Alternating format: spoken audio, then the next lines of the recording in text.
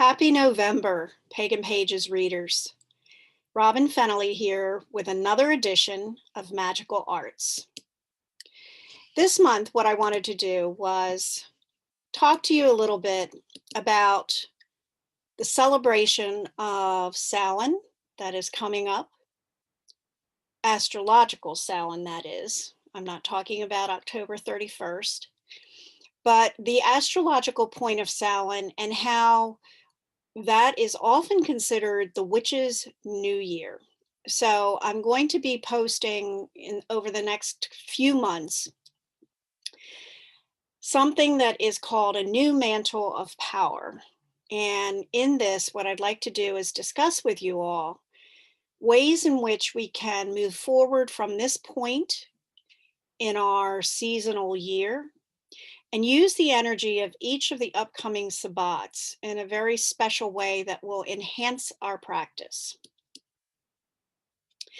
So a new witch's year, or a new mantle of power, chronologically, as we celebrate the new year on January 1st, it's very typical for us to have our New Year's resolutions, to think of that as being the point and place where we can kind of wipe the slate clean and start all over with everything. So a witch's new year shouldn't be any different from that. In fact, because we are indeed magical people and aware of so many more things than many of our mundane friends, this new year for us should be one that is also about making new inroads in our own spiritual and magical practices, as well as stepping more fully into that mantle of power, where we claim ourselves as witches, as magical practitioners, as pagan workers, whatever it is, or whichever path you are following.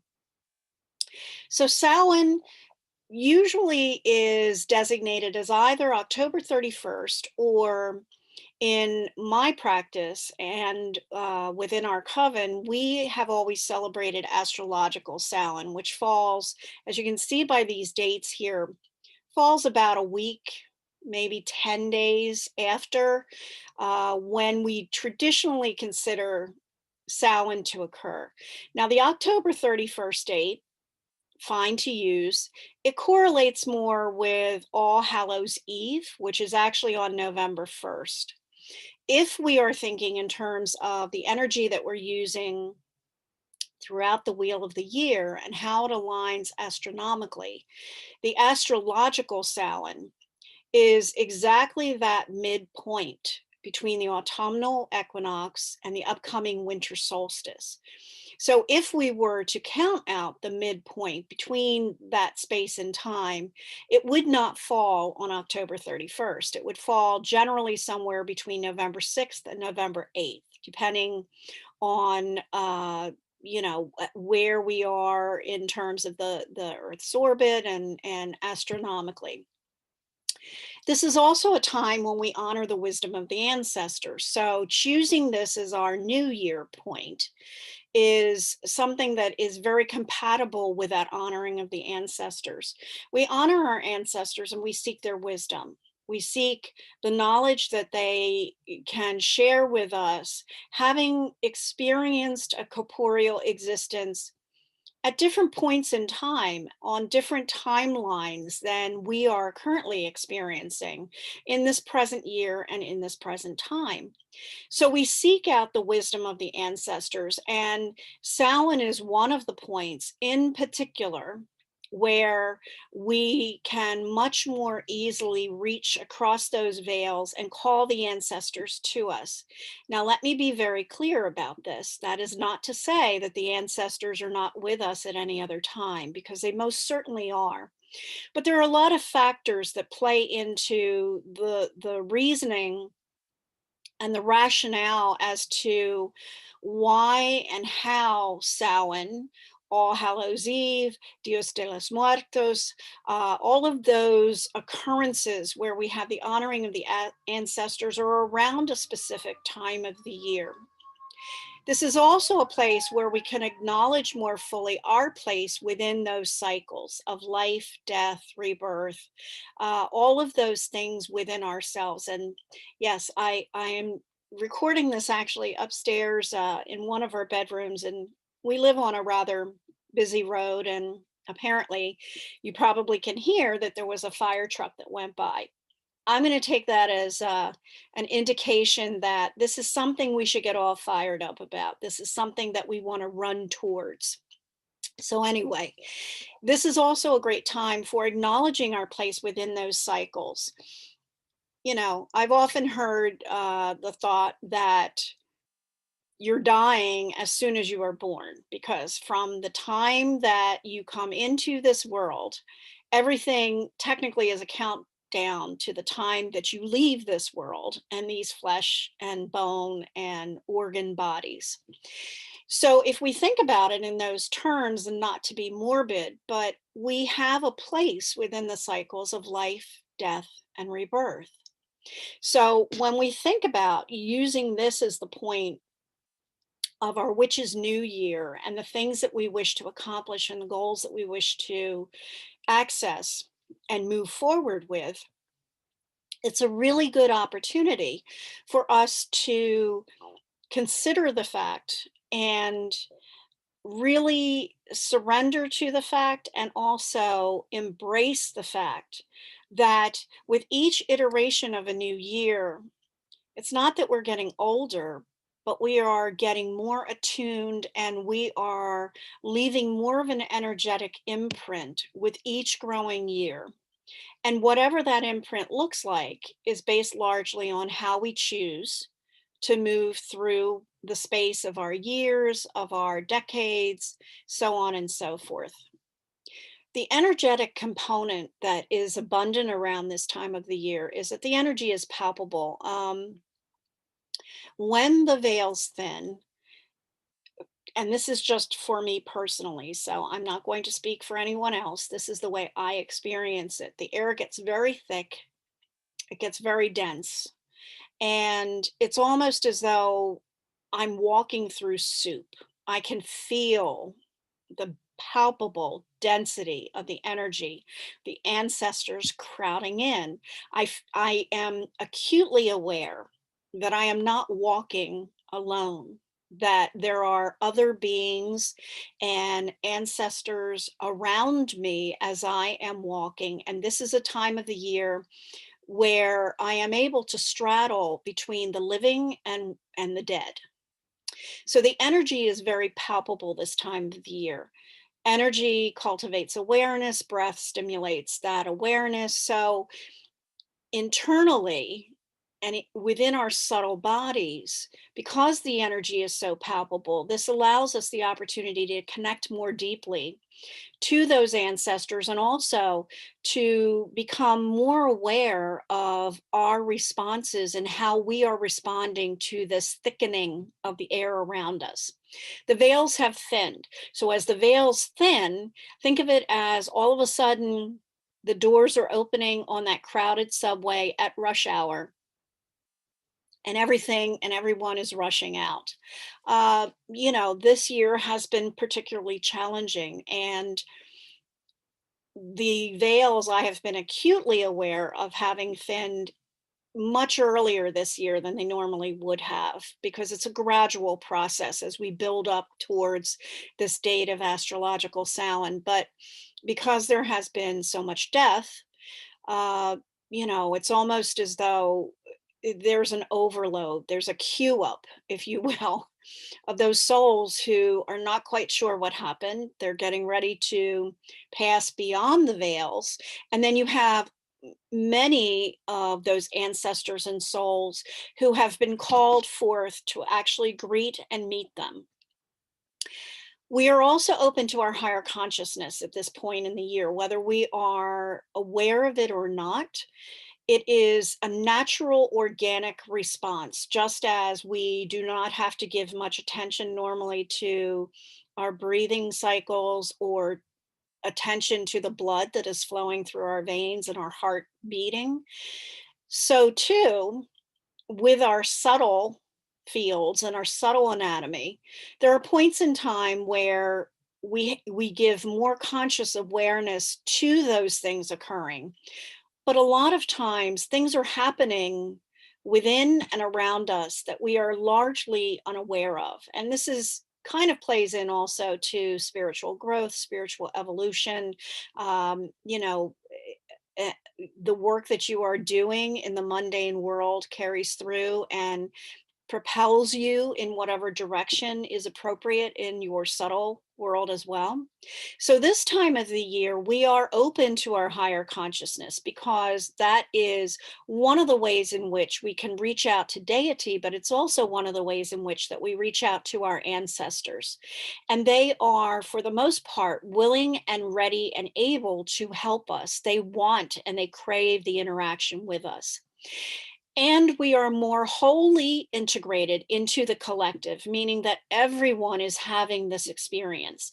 And this is aeons of inroads, energetic inroads of this time of the year being very special, being very potent, being very palpable, and being a point in the year where we can actually make great strides in changing those things that we wish.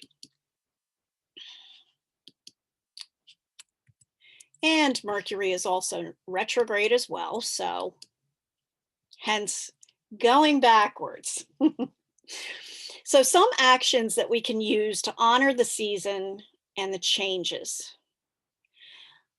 These are just really a small list. And what I'm planning on doing is as we go through the next months, I'm going to add things to this that are appropriate to the particular season. But I thought this would just give you a little bit of a start.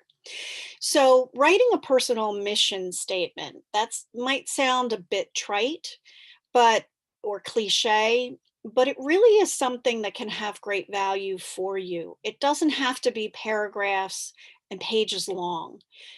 In fact, it really shouldn't be because that's not really what a mission statement is. A mission statement is generally a very concise, normally a one, possibly two paragraph statement of the overarching and broad ways in which you see yourself or ways in which your company, if it relates to a company, um, organizes, reaches out, what its actions are. So it's something that has evolved from actually you sitting down and writing out a broader statement for yourself of those things that you consider to be most important to you, those things that if someone were to look at you in the world, they would know immediately by your actions. And also, when I say actions, by the way in which you carry yourself, the things that you might say, what you're about, what things are important to you. So sitting down at the new year and writing a personal mission statement and writing it at actually each of the Sabbats, because it will change and it should change, is something that can be very productive in helping you to learn more about yourself. And also it's a great way to record the progress that you've made, the setbacks that you've made, the joys, the sorrows, all of those varying emotions that play in there and factor in there as well. Offering an oath to be consistent with your practice. So this might seem like a no-brainer, and I'm not trying to be preachy mom here, but we start out really great oftentimes with establishing our personal daily practice. And then as life gets more complicated, or I don't know if you're like me, I'll own up to this, get more complicated and feel sometimes like more is better. Sometimes we lose track, we lose grounding, we lose footing. So offering up an oath and doing this in sacred space and doing this so that your gods and guides and goddesses can hear, offering up an oath, which is a commitment that is expected to be followed through with, to be consistent with and in your practice is something that can help to generate a rhythm and a discipline, because magic is really hard work and it requires maximum effort and maximum discipline. What I'm suggesting is just an oath to be consistent with your practice, not any specifics that when you don't complete X, Y, and Z every day, you're going to feel guilty about. Just being consistent, which means that if you have normally a 30-minute practice and the next day you really can only spare 5 minutes, do your 5 minutes. That's being consistent. It doesn't have to be consistently 30 minutes.